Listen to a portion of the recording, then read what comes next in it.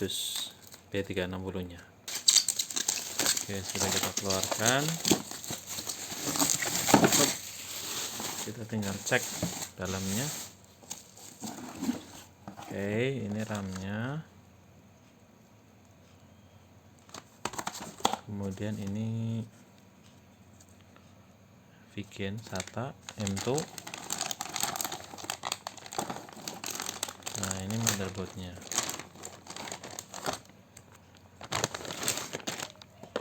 Ya, motherboardnya.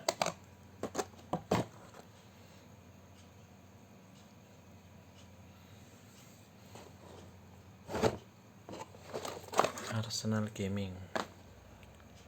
Di belakangnya.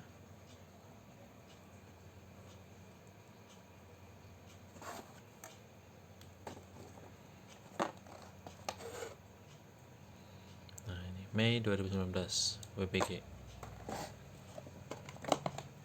Oke, sekarang kelengkapannya.